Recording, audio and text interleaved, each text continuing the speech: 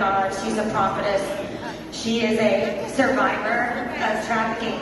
She was sold into trafficking at the age of 13 by none other than the government's Child Protective Services, which is exactly what is happening today.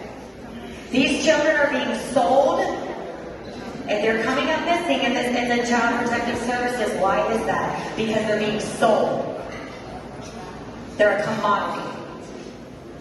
So this woman has survived. She got set free. 3.5 years in slavery. At the age of 16 and a half, God set her free. And she's here tonight to give you her story. Please welcome to the stage my friend, Mary's friend, Lynn.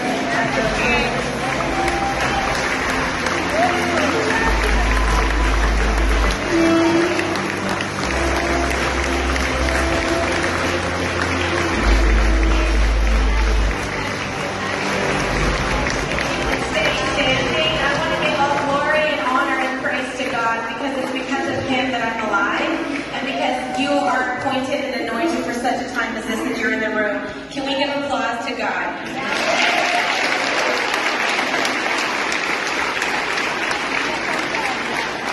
Thank you. General Flynn. I'm going to cry. I'm so thankful for you. Mary, you guys are my family. You have been such an incredible inspiration, and I'm just so thankful for you. It's almost been exactly 2 years since that day at the Supreme Court. So tonight I come to you, I think this is probably one of the most important, if not the most important event that has been hosted here at Mar-a-Lago. So thank you to President Trump for hosting this event.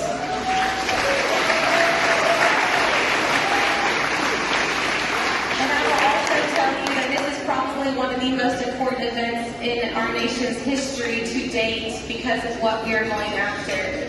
I just ask that everyone not talk.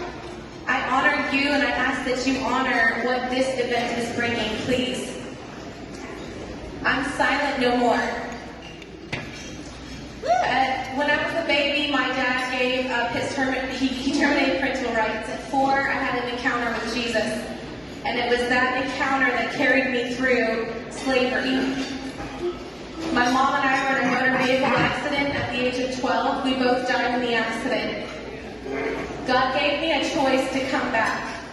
He showed me a vision of my destiny in government, and there was no shame and condemnation, and it was in that moment that I told my mother goodbye in the spirit. The moment that God blew his breath back into my body, they were cutting a hole in the side of my chest cavity for a collapsed lung. I suffered severe injuries, brain damage, broke tons of bones, I lost count. Internal damage, internal bleeding. I was never supposed to have children. My mom's will just disappeared. All of the inheritance disappeared. Everything disappeared. Everything that was lined out for me disappeared. Although I never saw a foster home, I never saw certain things. I was trafficked across state lines into a family member's home because that's usually where it starts. I was trafficked through Child Protective Services system, which is where a majority of our trafficking is taking place through the foster care system and the Child Protective Services system. So it was in this place that I was placed into domestic servitude. I knew going in to my aunt and uncle's home that I would be a slave. I was tortured.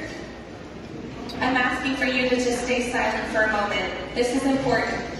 I honor you for being here, and I ask that you honor what this stage represents for General Flynn and America's future. Thank you. It was in that place that I was put into a cage off and on. I was tortured, I was beaten, I was raped, restrained, and unrestrained. I have 2 children in heaven that I miscarried due to incest. These are things I've actually never shared publicly before. I've been down to the border, I've seen the rape trees. I've seen children who are tagged, tattooed, branded for organ harvesting, sex, drug, and human trafficking. This is the greatest crime against humanity, and our government is a part of it.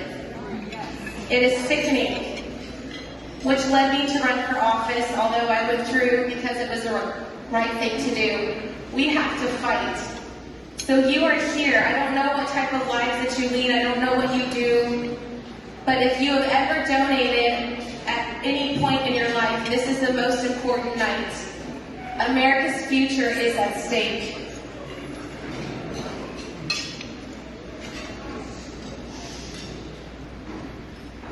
Thank you. It is important that you understand what this mission represents. Our children are our future, and right now, they are being programmed. They are being mutilated. A very close family blood member of mine, I can't tell you who it is because I promised this individual I would not state the relation. They tried to give her Lupron without parental consent, which is a chemical castration drug, and it's not reversible. I found out and I made sure that it didn't happen. This beautiful family member of mine was trafficked right underneath my nose. This has to stop. So how did I escape?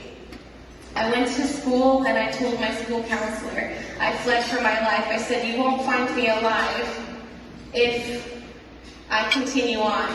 My family member was arrested. I was bullied out of testifying. That person plea bargained, so I can tell you now that that person is free. I believe in the death penalty. I believe in the justice of God. But please, the cartel, any member of government, anyone that is complicit in this, I don't care, in any affiliation, should be marked as a terrorist. And they should get the death penalty. I don't know if that's okay for me to say, General, but that's how I feel. Now, God gives salvation to every single person, and I do pray for salvation for the darkest and the deepest places, because trust me, I've seen it. But I will tell you, there are so many children that need your help. And the only way that we're going to do it is as a team. There is no I in team. And this is what this organization has done. It has brought all of us together. While I may be motherless, my mother's in heaven. And while I may not have a father here on this earth, I have the greatest father and mother in the presence of God. And He is here with us tonight.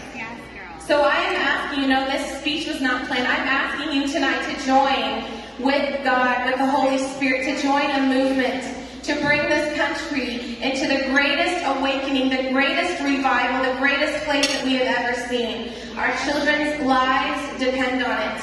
We can't keep going to our country club meetings and just pretending like this isn't happening, because it's happening right underneath your noses, in the tunnels, in all these places. It happened right underneath the nose of the people that were supposed to protect me.